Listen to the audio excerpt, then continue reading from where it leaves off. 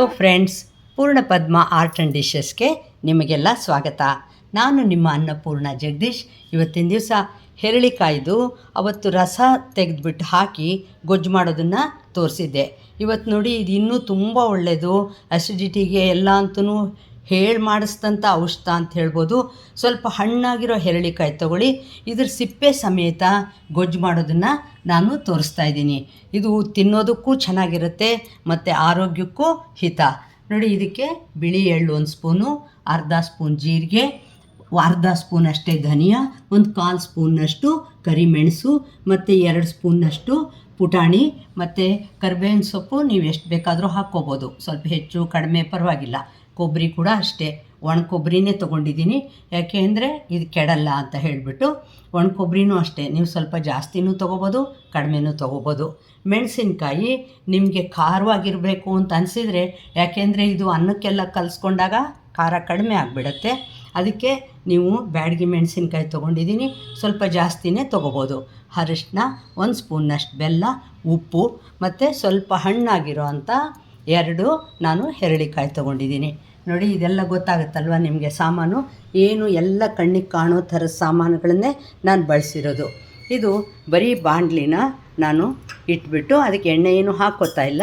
First ಜೀರಿಗೆ ಹಾಕ್ಕೋತಾ ಇದ್ದೀನಿ, ಮತ್ತು ಇದು ಧನಿಯಾ ಹಾಕಿದ್ದೀನಿ, ಮೆಣಸು ಹಾಕ್ತಿದ್ದೀನಿ ನೋಡಿ ಇದಕ್ಕೆ, ಮತ್ತು ಕರಿಬೇವಿನ ಸೊಪ್ಪು ಹಾಕ್ಕೊಂಡ್ಬಿಡ್ತೀನಿ. ಇದನ್ನೆಲ್ಲನೂ ನಾನು ತುಂಬ ಕೆಂಪಗಲ್ಲ, ಕೊಬ್ಬರಿ ಕೂಡ ಹಾಕ್ತಾಯಿದ್ದೀನಿ. ಇದನ್ನೆಲ್ಲ ನಾನು ಸ್ವಲ್ಪ ಕಲರ್ ಬರೋ ಹಾಗೆ ನಾನು ಹುರ್ಕೊಳ್ತೀನಿ. ನೋಡಿ, ಇದು ಕರಿಬೇವು ಹಾಕೋದು ಯಾಕೆ ಅಂದರೆ ಅದು ಚಿಟ್ಚಿಟ ಅಂತಂದು ಅದು ಗರಿಗರಿ ಆಗೋ ಹೊತ್ತಿಗೆ ಮಿಕ್ಕಿದ್ದು ಎಲ್ಲ ಆಗೋಗಿರುತ್ತೆ ಅಂತ ಹೇಳಿ. ನೀವು ನೋಡ್ತಾ ಇರ್ಬೋದು, ನಾನು ಕಡಲೆಬೇಳೆ, ಉದ್ದಿನಬೇಳೆ ಅದೆಲ್ಲ ಏನೂ ಹಾಕ್ತಾಯಿಲ್ಲ. ಆದರೂ ಇದು ತುಂಬ ಅಂದರೆ ತುಂಬ ರುಚಿಯಾಗಿರೋ ಗೊಜ್ಜನ್ನು ನಾನು ಮಾಡೋದು ತೋರಿಸ್ತಾ ಇದ್ದೀನಿ. ನೋಡಿ, ಈ ಥರ ಇದನ್ನು ಚೆನ್ನಾಗಿ ಹುರ್ಕೊಳ್ಳಿ. ಇದಾದಮೇಲೆ ನೀವು ಅದೆಲ್ಲ ಹುರಿದಿದ್ದು ಆಗ್ತಾಯಿದೆ ಅನ್ನೋವಾಗ ನೀವು ಅದಕ್ಕೆ ಒಣಮೆಣಸಿನ್ಕಾಯಿ ಮತ್ತು ಬಿಳಿ ಎಳ್ಳು ಕೂಡ ಹಾಕ್ತಾಯಿದ್ದೀನಿ. ನೋಡಿ, ಹಿಂಗೆ ಚೆನ್ನಾಗಿ ಹುರ್ಕೊಳ್ಳಿ ಇದನ್ನು. ಇದು ಪಟ್ಪಟ ಅಂತ ಇರುತ್ತಲ್ವ. ನೋಡಿ, ಈ ಥರ ಚೆನ್ನಾಗಿ ಗೊತ್ತಾಗತ್ತೆ ನಿಮಗೆ ಕರಿಬೇವು ಹೇಗೆ ಆಗ್ತಾಯಿದೆ ಅಂತ. ಆವಾಗ ನೀವು ಇದು ಬಿಳಿ ಎಳ್ಳು ಇಟ್ಕೊಂಡಿದ್ರಲ್ಲ ಅದನ್ನು ಹಾಕಿಬಿಡಿ, ಮತ್ತು ಒಣಮೆಣಸಿನ್ಕಾಯಿ ಕೂಡ ಹಾಕಿಬಿಡಿ. ನೋಡಿ, ಚೆನ್ನಾಗಿ ಇದನ್ನು ಗರಿಗರಿ ಆಗೋ ಹಾಗೆ ಹುರ್ಕೊಳ್ಬೇಕು. ಇದು ಹುರ್ಕೊಂಡು ಅದು ಆರಕ್ಕೆ ಸ್ವಲ್ಪ ಬಿಟ್ಬಿಟ್ಟು ನೀವು ಈ ಹೆರಳಿಕಾಯಿ ಇತ್ತಲ್ಲ, ಇದನ್ನು ಎಷ್ಟು ಸಾಧ್ಯ ಅಷ್ಟು ಸಣ್ಣಗೆ ಹೆಚ್ಕೊಳ್ತಾ ಇದ್ದೀನಿ. ನೋಡಿ, ಈ ಥರ ಚೆನ್ನಾಗಿ ಒಂಥರ ಅದು ನಿಮ್ಗೆ ಗೊತ್ತಾಗುತ್ತೆ, ಹುರಿತಾ ಇರೋದು ಹದ ಗೊತ್ತಾಗ್ಬಿಡತ್ತೆ. ಅಷ್ಟು ತುಂಬ ಕೆಂಪಾಗೋ ಹಾಗೆ ಹುರಿಬೇಡಿ, ಏಕೆಂದರೆ ಅದೊಂಥರ ಕಲರು ಚೇಂಜ್ ಆಗಿಬಿಡತ್ತೆ. ಅದಕ್ಕೆ ಸ್ವಲ್ಪ ಚೆನ್ನಾಗಿ ಬೆಚ್ಚಗಾಗಿ ನೋಡಿ, ಇದಿದೆಯಲ್ಲ ಕರಿಬೇವಿನ ಸೊಪ್ಪೆಲ್ಲ ಗರ್ಗರಿ ಅಂತ ಆಗುವಷ್ಟು ನೀವು ಹುರ್ಕೊಂಡ್ರೆ ಸಾಕು. ಎಳ್ಳಿಂದು ನಿಮಗೆ ಗೊತ್ತಾಗ್ಬಿಡತ್ತೆ. ಇವಾಗ ನಾನು ಈ ಪುಟಾಣಿ ಇಟ್ಕೊಂಡಿದ್ನಲ್ಲ ಇದನ್ನು ಹಾಕ್ತಾಯಿದ್ದೀನಿ. ಅದನ್ನು ಬೆಚ್ಚಗಾಗೋ ಹಾಗೆ ಹುರ್ಕೊಂಡ್ಬಿಡ್ತೀನಿ. ನೋಡಿ, ಇದಕ್ಕೆ ಎಲ್ಲ ಸಾಮಗ್ರಿ ಕೂಡ ಹಾಕ್ಬಿಡ್ತಾಯಿದ್ದೀನಿ. ನೋಡಿ, ಈಗ ಉಪ್ಪು ಹಾಕ್ಕೊಂಡಿದ್ದೀನಿ, ಮತ್ತು ಅರಿಶಿನ ಹಾಕಿದ್ದೀನಿ, ಮತ್ತು ಬೆಲ್ಲ ಕೂಡ ಹಾಕ್ಕೊಂಡ್ಬಿಟ್ಟಿದ್ದೀನಿ. ಇದಕ್ಕೆ ಬೆಲ್ಲ ಸ್ವಲ್ಪ ಹೆಚ್ಚು ಕಡಿಮೆ ಜಾಸ್ತಿನೂ ಹಾಕ್ಕೋಬೋದು, ಆದರೆ ನಮ್ಮ ಮನೆಯಲ್ಲಿ ಅಷ್ಟೊಂದು ಇಷ್ಟಪಡಲ್ಲ ಅಂತ ನಾನು ಸ್ವಲ್ಪ ಕಡಿಮೆನೇ ಹಾಕ್ತೀನಿ. ಬೆಲ್ಲ ಬಳಸೋದೇ ಸ್ವಲ್ಪ ಕಡಿಮೆ, ಸಕ್ಕರೆ ಬೆಲ್ಲ ಎಲ್ಲ ಕೂಡ ಅಷ್ಟೇ. ನೋಡಿ, ಈ ಥರ ಚೆನ್ನಾಗಿ ಇದು ಕೆಂಪಾಗೋ ಅಷ್ಟು ಹುರಿದು ರೆಡಿ ಮಾಡ್ಕೊಳ್ತೀನಿ. ಅಷ್ಟೊತ್ತಿಗೆ ಇದನ್ನು ಮೊದಲೇ ಹೇಳಿದ್ನಲ್ವ, ಇದನ್ನು ಸಣ್ಣಗೆ ಹೆಚ್ಕೊಳ್ತಾ ಇದ್ದೀನಿ. ನೋಡಿ, ಈ ಥರ ಚೆನ್ನಾಗಿ ಹುರಿದು ಇಟ್ಕೊಂಡಿದ್ದೀನಿ. ಮತ್ತು ಹೆರಳಿಕಾಯಿ ಇತ್ತಲ್ಲ ಅದನ್ನು ಸಣ್ಣಗೆ ಎಷ್ಟು ಸಾಧ್ಯ ಅಷ್ಟು ಸಣ್ಣಗೆ ಹೆಚ್ಚಿಟ್ಕೊಂಡಿದ್ದೀನಿ. ನೋಡಿ, ಅದರ ರಸ ಎಲ್ಲ ಹೆಂಗೆ ಬರ್ತಾಯಿದೆ.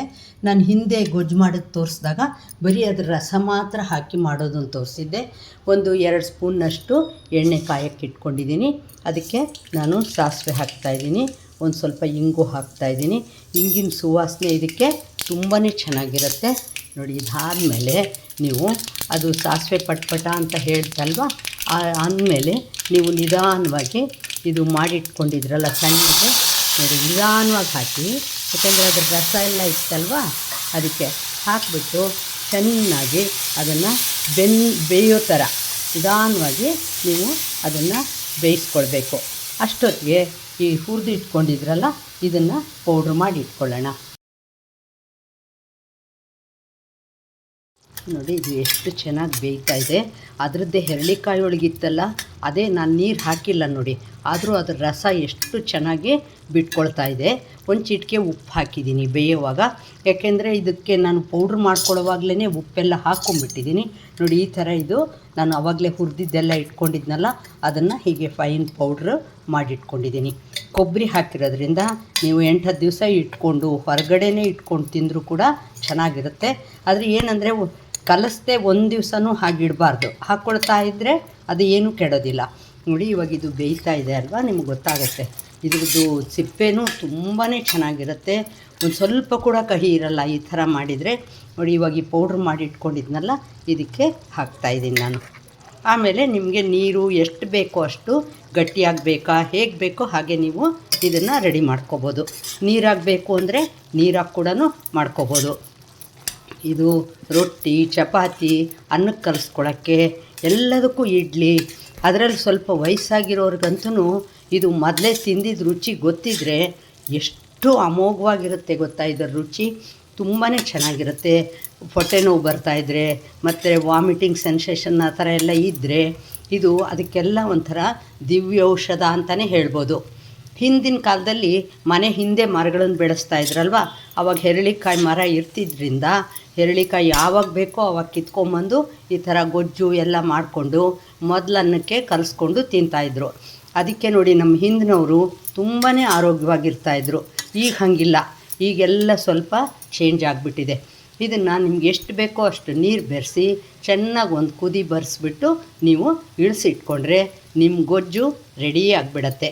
ನೋಡಿ ಎಷ್ಟು ಚೆನ್ನಾಗಿ ಕುದಿ ಬಂದಮೇಲೆ ಕಲರು ಅಷ್ಟೇ ಎಷ್ಟು ಚೆನ್ನಾಗಿ ಕಾಣಿಸ್ತಾ ಇದೆ ನಿಮಗೆ. ನೋಡಿ ಹೋಳು ಯಾವ ಥರ ಇದೆ ಅನ್ನೋದು ಗೊತ್ತಾಗುತ್ತೆ. ಹೆರಳಿಕಾಯಿ ಸಿಪ್ಪೆ ಸಮೇತ ಗೊಜ್ಜು ಮಾಡೋದನ್ನು ನಾನು ತೋರಿಸ್ತಾ ಇದ್ದೀನಿ ನೋಡಿ. ತುಂಬ ಅಂದರೆ ಆರೋಗ್ಯಕ್ಕೆ ಎಲ್ಲ ತುಂಬ ಒಳ್ಳೆಯದು ಇದು. ಮೊದಲೆಲ್ಲ ಅಂತ ಇದ್ದರು, ಅಯ್ಯೋ ಜಂತು ಹುಳ ಆಗಿದೆ ಹೊಟ್ಟೆಯಲ್ಲಿ ಅಂತೆಲ್ಲ ಅಂದರೆ ಅಯ್ಯೋ ಹೆರಳಿಕಾಯಿ ಗೊಜ್ಜು ತಿಂದುಬಿಡಿ ಅಂತ ಇದ್ದರು. ಅಂದರೆ ಇದು ಅದಕ್ಕೆ ಕೂಡ ಉಪಯೋಗ ಅನ್ನೋದು ಇವಾಗ ಗೊತ್ತಾಗುತ್ತೆ ನೋಡಿ ನಿಮಗೆ. ನೋಡಿ ಎಲ್ಲ ಕ್ಲೀನಾಗಿ ಹಿಂಗೆ ಮಾಡಿಬಿಟ್ಟು ತೆಗೆದ್ರೆ ಈ ಗೊಜ್ಜು ನಿಮಗೆ 8 ದಿನ ಖಂಡಿತ ಕಲಿಸ್ತಾ ಇರಬೇಕಷ್ಟೇ. ನೀವು ಹೊರಗಡೆನೇ ಇಟ್ಟು ತಿನ್ಬೋದು. ಎಲ್ಲದಕ್ಕೂ ಟೇಸ್ಟಿಯಾಗಿ ತುಂಬ ರುಚಿಯಾಗಿ ಚೆನ್ನಾಗಿರುತ್ತೆ. ನೋಡಿದ್ರಾ, ಹೆರಳಿಕಾಯಿ ಸಿಪ್ಪೆ ಸಮೇತ ಮಾಡಿರೋ ಗೊಜ್ಜನ್ನ ನಿಮಗೆ ತೋರಿಸಿದ್ದೀನಿ. ಇನ್ನೂ ತನಕ ನನ್ನ ಚಾನಲ್ಗೆ ಸಬ್ಸ್ಕ್ರೈಬ್ ಮಾಡ್ಕೊಳ್ಳದೆ ಹೋದರೆ ಸಬ್ಸ್ಕ್ರೈಬ್ ಮಾಡ್ಕೊಳ್ಳಿ. ಲೈಕ್, ಶೇರ್, ಕಾಮೆಂಟ್ ಮಾಡೋದನ್ನು ಮರಿಬೇಡಿ. ಇದೇ ವಿಡಿಯೋನ ಇನ್ಸ್ಟಾಗ್ರಾಮ್ ಮತ್ತು ಫೇಸ್ಬುಕ್ಕಲ್ಲೂ ಅಪ್ಲೋಡ್ ಮಾಡ್ತೀನಿ, ಅಲ್ಲೂ ನೋಡಿ ಫಾಲೋ ಮಾಡಿ, ಎನ್ಕರೇಜ್ ಮಾಡಿ. ನಮಸ್ಕಾರ.